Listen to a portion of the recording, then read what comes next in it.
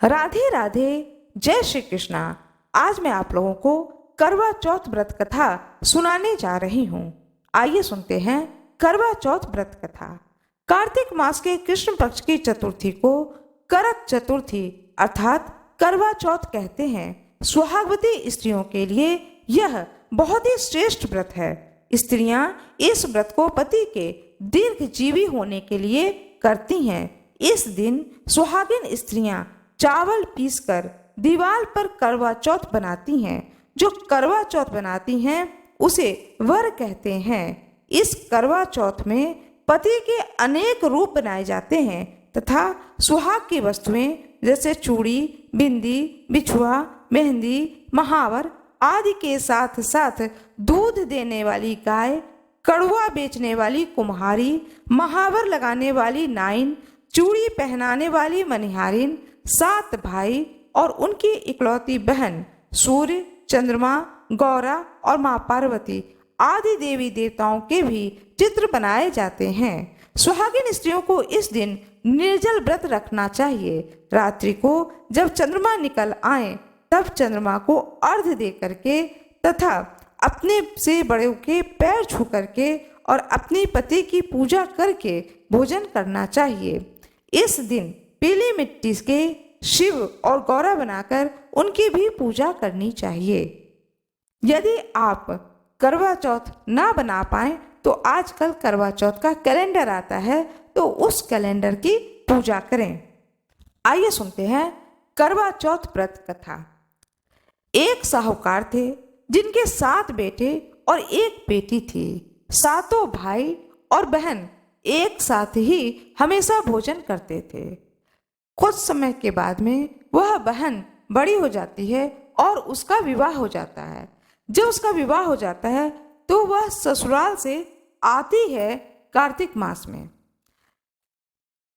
जब वह ससुराल से आ जाती है तो फिर से 7 भाई और वह बहन एक साथ बैठ करके भोजन करने लगते हैं।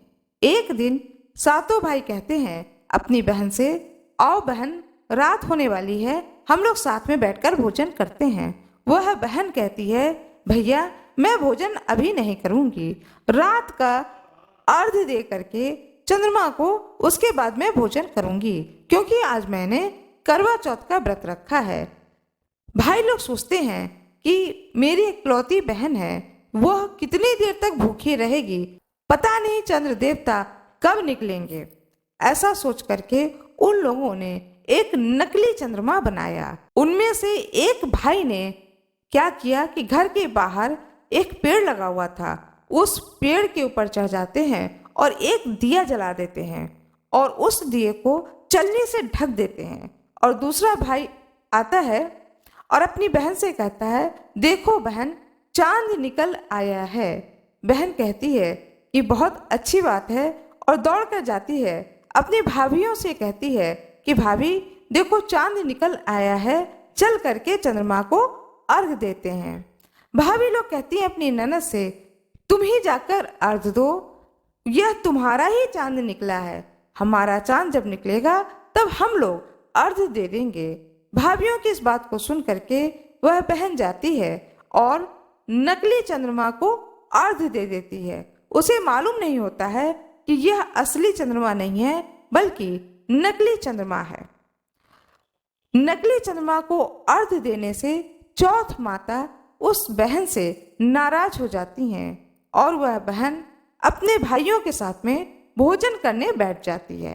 जब वह भोजन करने बैठती है तो जैसे ही वह पहला ग्रास उठाती है भोजन का, तो उस भोजन में बाल निकल आता है।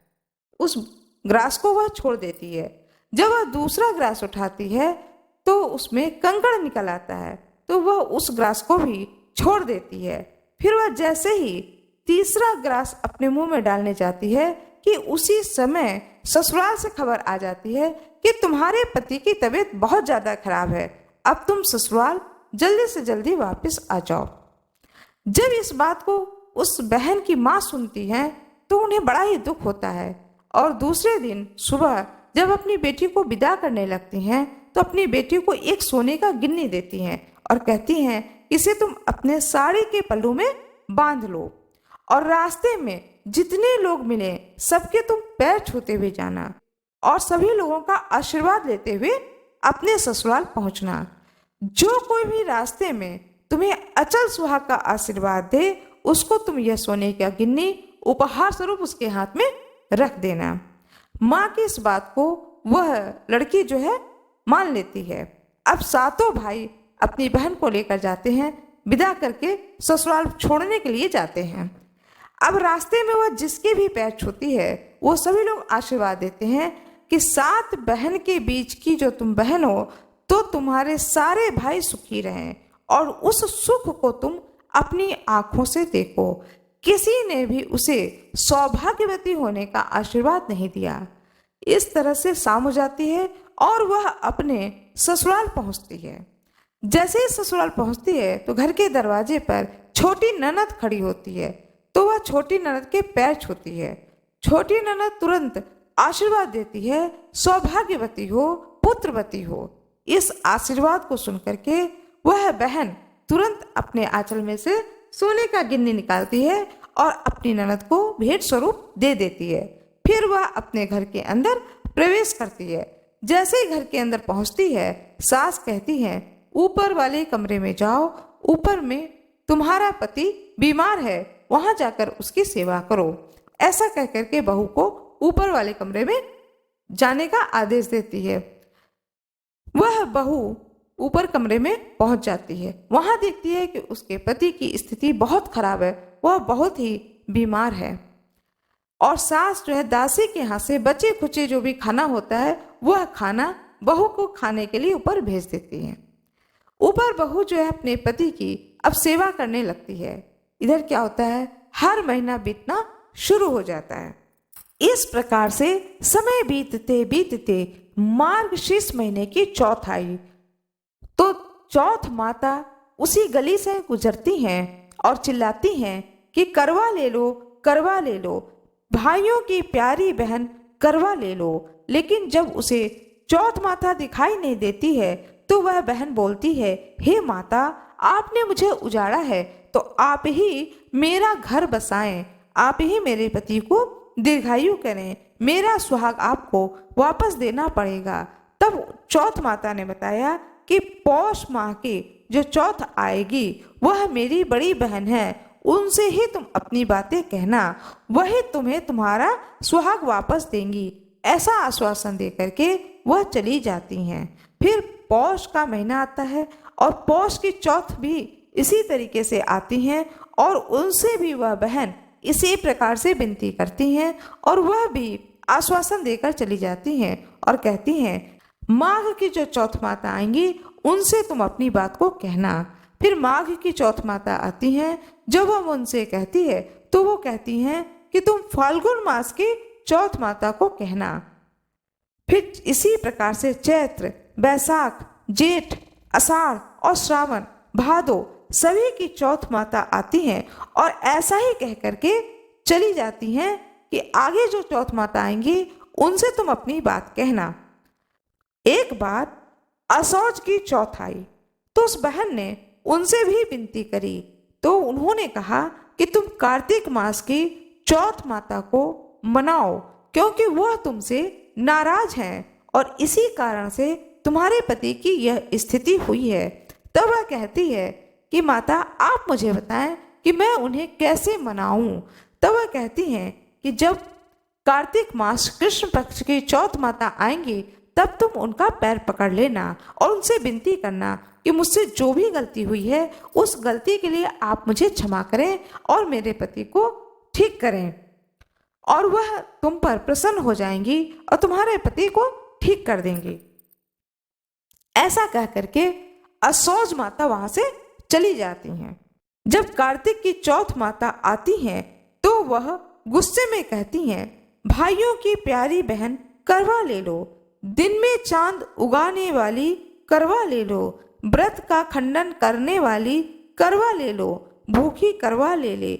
यह सुन करके वह चौथ माता को देख करके उनके पांव को पकड़ करके गिड़गिड़ाने लगती है और कहती है हे चौथ माता, मेरा सुहाग तुम्हारे हाथ में है, आप ही मुझे सुहागिन करें, तो माता कहती हैं, हे पापिन, हत्यारिन, मेरे पांव पकड़कर क्यों बैठ गई?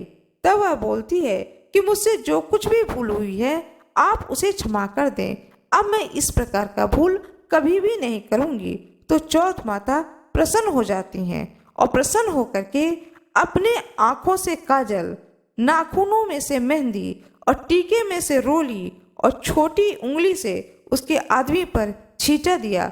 तो वह उठ करके बैठ गया और बोला कि आज मैं बहुत सोया हूँ।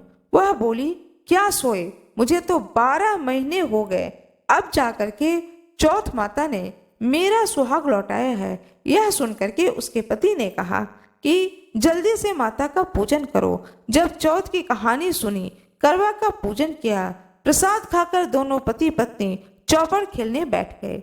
नीचे से दासी आई, उसने दोनों को चौपड़ और पासे खेलते देखा तो उसने सासू जी को जाकर के बताया।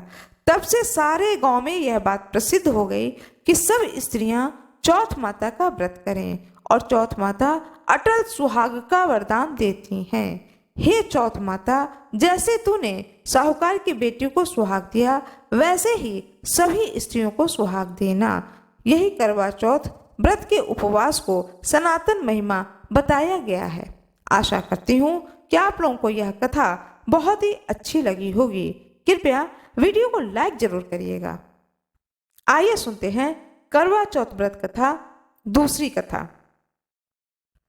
अति प्राचीन काल की बात है। एक बार पांडव पुत्र अर्जुन तप करने के लिए नीलगिरी पर्वत पर चले गए तो पीछे से द्रौपदी को बड़ी चिंता होने लगी कि कहीं अर्जुन की तपस्या में कोई विघ्न न डाल दे, क्योंकि पांडवों के अनेक शत्रु थे। इस प्रकार द्रौपदी ने शोक विह्वल हो भगवान श्री कृष्ण की आराधना की। श्री कृष्ण भगवान वहां उपस्थित हुए और पूछा द्रौपदी से, कहो क्या कष्ट है तुम्हें? द्रौपदी कहती है, हे प्रभु, मुझे क्या कष्ट है यह तो आप स्वयं जानते हैं। आप तो अंतर्यामी हैं। मुझे कष्टों के बोझ ने विह्वल कर दिया है। क्या कोई ऐसा उपाय है जिससे इन कष्टों से छुटकारा मिल सके? भगवान श्री कृष्ण मुस्कुराकर कहते हैं, हे महाभागा, तुम्हारा प्रश्न अति उत्तम है। यही प्रश्न एक बार पार्वती जी ने शिव जी से किया था। तब शिव जी ने पार्वती जी को करवा चौथ व्रत का विधान बताया था। तब द्रौपदी कहती हैं, हे प्रभु, करवा चौथ व्रत की जानकारी मुझे भी दे दीजिए और मैं उसको करना चाहूंगी। कृपया मुझे कथा भी सुनाएं। तब भगवान श्री कृष्ण ने एक पल सोचने के बाद कहा, दुख और सुख जो सांसारिक माना जाता है, प्राणी सदा उसी में लिप्त रहता है। मैं तुम्हें अति उत्तम करवा चौथ की कथा सुनाता हूँ, इसे ध्यान से सुनो। प्राचीन काल में गुणी विद्वान धर्मपरायण वेद शर्मा नाम का एक ब्राह्मण था। उसकी पत्नी का नाम लीलावती था। उसके 7 महारथी पुत्र तथा एक वीरवती नाम की पुत्री थी। उसकी आंखें नील कमल के समान और मुख चंद्रमा के समान था। विवाह योग्य होने पर वेद शर्मा ने एक विद्वान ब्राह्मण के साथ उसका विवाह कर दिया। एक बार पुत्री ने अपने भाइयों सहित कार्तिक कृष्ण चतुर्थी का व्रत किया। सायंकाल स्नान कर सभी ने भक्ति भाव से पूरी पूजन सामग्री से माँ गौरी का पूजन किया तथा अर्घ देने के लिए चंद्रोदय की प्रतीक्षा करने लगी। किंतु चंद्रोदय से पूर्व ही वीरवती को क्षुधा ने बाध्य कर दिया और वह बेहोश हो गई। इससे उसके स्नेही भाई अत्यंत दुखी हुए और उन्होंने छल से पीपल की आड़ में कृत्रिम चंद्रमा बना करके दिखा दिया। लड़की ने अर्घ देकर भोजन कर लिया। भोजन करते ही उसके पति की हृदय गति बंद हो गई। इससे दुखी हो उसने पुनः भगवान शंकर की पूजा 1 वर्ष तक निराहार रह करके किया तथा वर्ष के समाप्त होने पर करक चतुर्थी का व्रत किया। तब इंद्राणी वहां पर देव कन्याओं के साथ करक चतुर्थी का व्रत करने आई और स्वयं वीरवती के पास आई। तब ब्राह्मण पुत्री ने उनसे अपने दुख के कारण पूछा। इंद्राणी ने बताया कि तुमने करवा चौथ व्रत में चौथ दर्शन से पूर्व भोजन कर लेने से यह कष्ट पाया है। तब उस लड़की ने अंजलि बांधकर विनय की कि इससे मुक्त होने का कोई उपाय बताएं। इस पर इंद्राणी ने कहा कि अब तुम विधि पूर्वक इस करवा चौथ का व्रत करो तो तुम्हारे पति पुनर्जीवित हो जाएंगे। वीरवती ने ऐसा ही किया। जिसके प्रभाव से उसका पति जीवित हो गया और वह अपने पति के साथ आनंद पूर्वक रहने लगी। भगवान श्री कृष्ण कहते हैं, हे द्रौपदी, यदि तुम इस व्रत को करोगी तो तुम्हारे सभी संकट टल जाएंगे। भगवान श्री कृष्ण के इन वचनों को सुनकर द्रौपदी ने यह व्रत किया और पांडव सभी क्षेत्रों में विजयी हुए। इस प्रकार सुख, सौभाग्य, पुत्र, पौत्र आदि धन धान्य के इच्छुक स्त्रियों को यह व्रत विधि पूर्वक करना चाहिए। भगवान श्री कृष्ण की जय हो। माँ पार्वती की जय हो। भगवान शंकर की जय हो। करवा चौथ व्रत कथा 3। एक ब्राह्मण परिवार में 7 बहुएं थीं। 6 बहुओं के मायके वाले बहुत ही अमीर थे। इसी कारण ससुराल में उसका बड़ा ही मान था, परंतु छोटी बहू के मायके में कोई न था। वह घर का सारा काम काज करती थी, सबकी सेवा करती थी, पर कोई भी उससे प्यार नहीं करता था। सभी दुत्कारते रहते थे। 30 त्योहार पर भी जब उसके मायके से कोई ना आता तो वह बहुत ही दुखी होती। हर वर्ष की तरह इस वर्ष भी करवा चौथ का व्रत आया।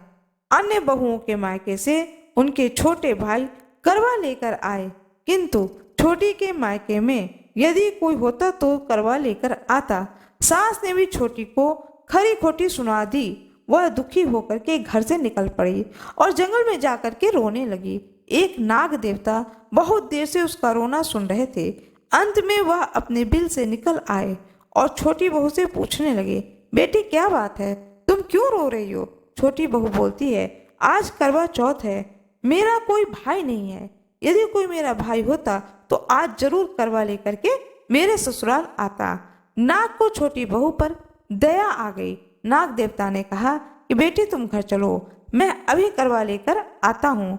थोड़ी देर बाद वह नाग देवता बहू के ससुराल पहुंच गए। ससुराल वाले इतना सामान देख करके चकित हो गए। सास भी प्रसन्न हो गई। सास ने प्रसन्न मन से छोटी बहू को नाग देवता के साथ भेज दिया।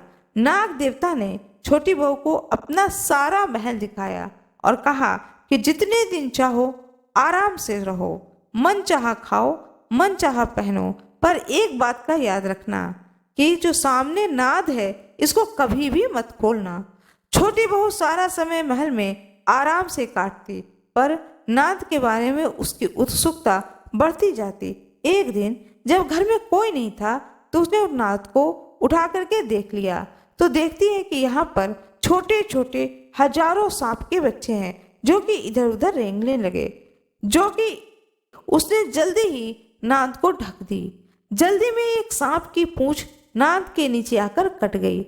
शाम को नाग देवता के आने पर छोटी बहू ने अपनी गलती स्वीकार कर ली। नाग देवता ने भी उसे क्षमा कर दिया। जब छोटी बहू ने ससुराल जाने की इच्छा व्यक्त की तो नाग देवता ने धन और रत्न देकर के बेटी की विदा की। छोटी बहू के ससुराल में अब उसकी बड़ी इज्जत होने लगी। जिस सांप की पूंछ कटी थी उसे सभी लोग बंडा कहकर तंग करते थे। एक दिन उसने अपनी माँ से पूछा कि माँ, मेरी पूंछ कैसे कट गई? माँ ने बताया कि छोटी बहू के नाद उठाने और जल्दी में रखने से ही तुम्हारी पूंछ कट गई। तब वह कहता है कि मैं छोटी बहू से बदला लूंगा। माँ के बहुत समझाने पर भी वह नहीं मानता है और एक दिन चुपचाप छोटी बहू के घर जा पहुंचा और छुप गया। मौका पाकर उसने काटने की सोची। वहाँ छोटी बहू और उसकी सास में किसी बात पे बहस हो रही थी। छोटी बहू बार बार कसम खाकर कह रही थी कि मैंने ऐसा नहीं किया, मैंने ऐसा नहीं किया, और कहती है कि मुझे अपने बंडा भैया की कसम है, मैंने ऐसा नहीं किया। बंडे भाई ने जब बात सुनी तो वह सोचने लगा कि मेरी बहन मुझसे कितना प्यार करती है और मैं इसे ही काटने आया हूँ। यह सोच करके वह चुपचाप घर से चला जाता है। माँ ने पूछा, ले आए बहन से बदला? तो वह कहने लगा, माँ, बहन से कैसा बदला? तभी से बंडा भाई और छोटी बहन एक दूसरे से प्रेम पूर्वक मिलने लगे और एक दूसरे को मानने लगे। भाई प्रतिवर्ष चौथ के दिन करवा लेकर जाता था। वह बहन बड़े प्यार से करवा चौथ का व्रत करती थी। इसी प्रकार से हर स्त्री के मायके से करवा चौथ पर करवा हर वर्ष पहुंचता रहे। आइए सुनते हैं करवा चौथ व्रत की चौथी कथा। प्राचीन काल में करवा नाम की एक पतिव्रता स्त्री अपने पति के साथ नदी के किनारे एक गांव में रहती थी। कार्तिक मास के कृष्ण पक्ष की चतुर्थी तिथि के दिन उसका पति नदी में स्नान करने के लिए गया। स्नान करते समय एक मगरमच्छ ने उसका पैर पकड़ लिया और वह करवा करवा नाम लेकर जोर जोर से अपनी पत्नी को पुकारने लगा। उसकी आवाज को सुन करके उसकी पत्नी दौड़कर आई और उसने मगर को कच्चे धागे से बांध दिया। मगर को बांधकर वह यमराज के यहाँ पहुंची और यमराज से बोली, भगवान, मगरमच्छ ने मेरे पति का पैर पकड़ लिया है, अतः पैर पकड़ने के अपराध में आप अपने बल से उस मगरमच्छ को नरक में ले जाओ। यमराज ने कहा कि अभी मगरमच्छ की आयु शेष है, अतः मैं उसे नहीं मार सकता हूँ।